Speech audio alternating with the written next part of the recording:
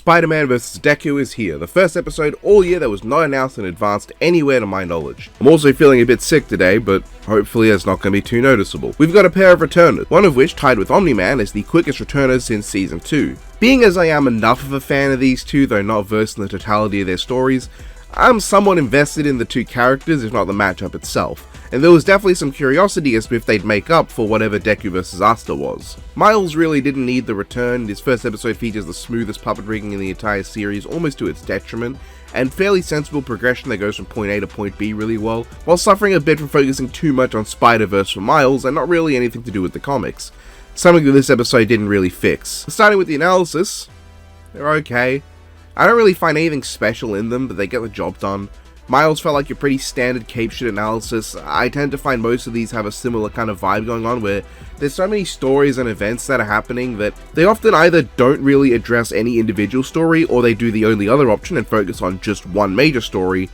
And in this one's case, it's really just Miles didn't know how to be Spider-Man and then was told to do it his own way, and then he did it that way. As someone who's mostly into the video games and Spider-Verse for Miles, is there really any reason his actual story isn't brought up at all? Like, there has to be more to him in the comics than just insecurities and being brought into the main universe. And no, I don't consider being part of a big crossover event to be a story devoted to that character. I think it says more that that's the only other story they bring up is the big crossover event. It would be like if, say, Forze from Kamen Rider was such a one-note character that his analysis ignored his entire show to talk about the superhero Tyson crossover. I don't know, Miles is just, it's an okay analysis, I guess, but very versus heavy.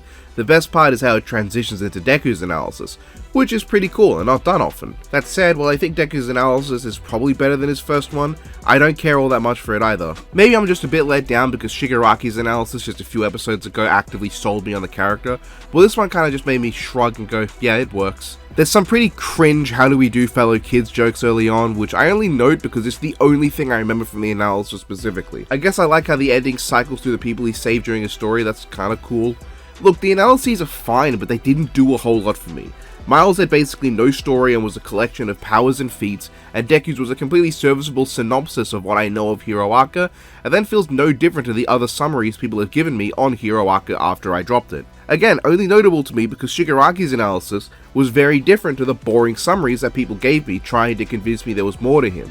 His analysis convinced me that they were right, they were just telling me stuff in the boringest way possible.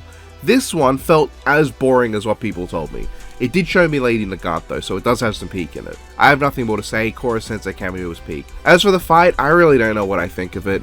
Let's go through and analyze this thing, let's see if I can put my feelings together. There's some obviously great things no one needs to be directed to, like visually it looks amazing, and the actual quality of the animation is solid. Aside from janky motions and very floaty nature, most of it looks good and gets across a super unique aesthetic. Even if the streets are weirdly empty, I will assume perfect chaos has risen somewhere and they've all evacuated. The start of the fight being in comic style and the ending in manga style is a really fun touch. The voice acting from our leads is really solid. I like the different art styles the two are in. I think it sells the different universes sort of deal from Spider-Verse when Miles looks like a 3D model and Deku looks like a 2D drawing. Something that could be distracting if this wasn't Miles Morales and so blatantly Spider-Verse inspired. There's lots of really nice effects and lighting, as well as some genuinely stellar camera work that you don't see much in 3D death battles today. At least in my opinion. It feels way more dynamic than a lot of what we've seen before, and the hand-drawn blends so well with the 3D. There are so many really cool shots in terms of how the camera follows the characters. Miles going through the building looks really nice. The shots that focus on him swinging with the kinetic energy of the camera really have a lot of energy. That said, some of these still have weird motions from Miles. His uppercut looks weird, the movement through the building actually looks really bad when you look at it. It's definitely really odd at points. Speaking of Miles, I do not care for how he was characterized. Miles vs. Static has an issue in basically just entirely focusing on Spider-Verse. While this episode does have a few more things in it, like his Super Saiyan form, his weebness with the Naruto and Dragon Ball references, and even a really weird reference to Batman vs. Spider-Man where Deku isn't even touching the web, honestly, how does this look less good than fucking Batman being caught on the web? A lot of Miles' dialogue feels like it was just quoting Spider-Verse. It's pretty distracting how he feels like a Miles soundboard more than Miles Morales, A similar feeling to Blake vs Mikasa, where one character is just doing canned voice lines the whole time, and the other one is the real protagonist of the fight who actually is the focus. Both in how he gets around the other character, but also is trying to figure them out. The main difference is that Miles does at least get one good line about being the ultimate Spider-Man. I've said it before, and I'm sure I'm not the only one. Every other Spider-Man gets some fun little title going for them. Miles should be the ultimate Spider-Man. And speaking of Miles, the entire setup of the fight and the story in general, I think was super weird. Miles just decides after Deku asks for a lesson to throw hands with the guy, and Deku doesn't even attempt to do something else, he just fully accepts the fight. Deku takes the fight to an abandoned part of the city, which, why is this here, to use his full power without harming anyone. So I can get behind him wanting to do that, though Miles doesn't have any way to match this. He says he's going to go all out, and really all that does is give a chance for more Spider-Verse references. And like, if they were more reserved, I'd probably find the Leap of Faith reference extremely hype, but by this point I was rolling my eyes, because they didn't have any interest in Miles as a character in the comics. The few comic powers he has that aren't in Spider-Verse or the game, and not enough. Even Deku is sometimes just quoting shit in his lines, though I can forgive Go Beyond Plus Ultra. No comment on why Miles randomly decides to scream Leap of Faith as his final line of dialogue. What the fuck? Why? What would possibly prompt him in this situation to scream Leap of Faith? What probably should be one of my favorite shots, I find completely whatever compared to some of the other really cool shots of the two across this fight, because they only cared about Spider-Verse, again. And like, don't let any of my problems with the episode make you think I don't consider it well made. The animation is gorgeous, and for the most part looks really good. Aesthetic is fantastic, 90% of it, at a standstill, looks amazing. I just find the writing choices and choreography either boring and or confusing. There's nothing all that exciting to me here beyond the aesthetic, a handful of shots of Miles swinging, and the ultimate Spider-Man line. Sure, as just a fight to look at, point, and go, oh, I think it's great, but compared to how good the writing and character interactions have been in the last few episodes, I find this brand of one character spouts references for most of his screen time writing really lackluster, and lacking in the creativity I've enjoyed. To me, the way to show you know a character is to write dialogue you could believe them saying, not to write the dialogue they've already said.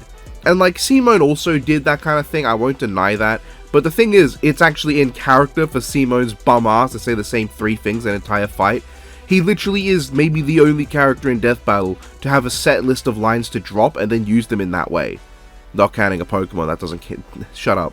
Miles, to my knowledge, isn't like that at all. And honestly, while a lot of the action visually looks nice, it also looks very floaty. Ironically, it has a very similar issue to the too smooth rigging in Miles vs. Static, where the amount of frames means there's no intense motions. It's hard to explain, but this is something that Mora's episodes have had, but usually they focus so little on the melee combat that it's really not a big deal. It might just be a thing I noticed because I've animated before, but when there's so much smoothness and consistent speed to every motion, it feels way floatier and slower than it should. Hey, why does Miles point towards Deku, finds his thing broke, and then the next scene shows he's now pointing somewhere off to the side of where Deku actually is?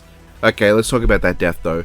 I get what they were going for. Deku figures out that Miles' suit has a limit to how much it can absorb, quotes All Might directly because he has no character of his own, and goes for a big hit. He doesn't realize, however, that doing so will cause Miles to explode, so he accidentally kills him. On a character basis, I find Deku's response to committing the act of murder a bit weird. Like, yeah, he does sound a bit beaten up over it, but his response isn't to be freaked out or horrified that he committed an actual murder. He just accepts what he did in stride and pays homage to the guy. It doesn't feel right. Sure, I guess the line goes hard, and I do think Deku would eventually pay his respects in this way, but he seems pretty chill with his blatant killing of an innocent superhero. But also, the way this is portrayed is super weird. Deku's face shifts in a weird way, suddenly he's doing the overhaul punch. His one single punch hits Miles 1,000 times, even though they stated that Gear Shift will just let him match Miles in speed. Okay, the 1,000 punches happen, they punch the color out of him, and he gives the wimpiest, possible. And then after the punch has already landed, somehow even more energy gets absorbed into Miles' suit. He looks at Deku like, you did this to me, and explodes. Well, it should be infuriating if it wasn't so genuinely hysterical. The Mikasa vs. Blake comparison continues, frankly, though this time the point goes to that episode for funny. I don't know what to say about this episode. It's one that is going to be hard to criticize because it looks so nice that a lot of people are going to brush off any criticisms because of it. Then again, people were also brushing off any praise of Kyle vs. Simone and Tom vs. Wiley when they also look really nice, so who knows. This episode just didn't do a whole lot for me. I enjoyed parts of it more than I enjoyed the whole put together. I can't even say I enjoyed a lot of the power usage, because while Deku feels like he's got a reason for his powers to be used, Miles is just doing shit because they needed to include his power set so they can pretend that they care about the comics. Look, he went invisible because reasons, he sure did make the lightning sword, and it's gone. He did do a venom explosion, I guess, comparatively to his original episode, where he goes invisible specifically to take out Static's disc because it was giving him trouble, allowing Static to use his specific counter that allowed him to get the advantage back. Or how he used his stupid Spider-Verse reference because he wanted to dab, which has a lot of personality to it, as opposed to just saying, "I'ma do my own thing" in response to nothing for no reason, because they wanted to fit the reference in. Miles' Static just has far more interesting choreography. While this one has Miles do this stuff because they have to fit it in, that one actually has him do stuff for a reason. There's a reason for why he does the shit he does. Deku at least uses his smokescreen to try and cover himself and uses float to try and get an advantage in terms of mobility. But then beyond that, he kicks a building because he did it in Deku vs. Asta, and he does the overhaul punch because, look, it's a reference, we have no identity of our own, but please Wojak at this. Hey, why does Deku stop calling his attacks out after the first one? I don't know, it feels like a fun interaction waiting to be had that they just don't feature.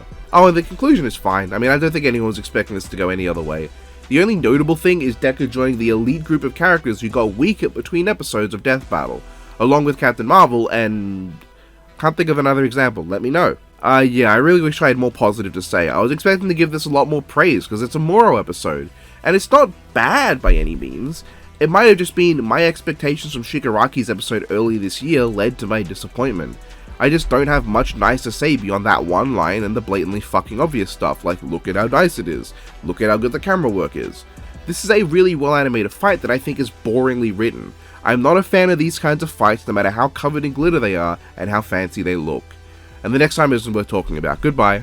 Hey everyone, so still sick, that's why, this is going to be hopefully a bit quicker and shorter than usual. I'm not going to have the end bit where everyone gives me things to say. I just don't have the voice for it. But yeah, I hope you enjoyed, even if you disagree. I don't want to start some campaign to hate this episode or anything.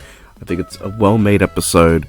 And of course, as I always say, you're free to disagree with me. I'm not an authority on the correct opinion on anything Death Battle related. Unless the opinion is don't be a massive dickhead about it. So that was the review. Really nothing to say beyond that. Thank you to everyone scrolling by right now. If you want to support me, my Patreon's in the description. You can go look.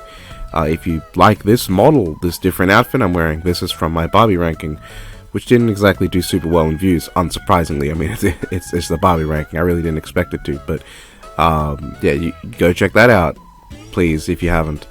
It definitely gets a lot more positive than this, though it's also a lot more negative at the start. It's a ranking. It's going to start with the bad things and end with the good things.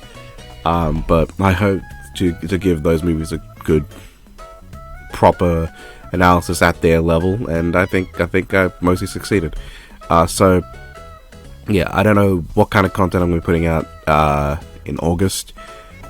Things aren't exactly set in stone, but for anyone waiting on like not Death Battle or anything, I mean, I'm hopeful to get out the next episode in August if possible.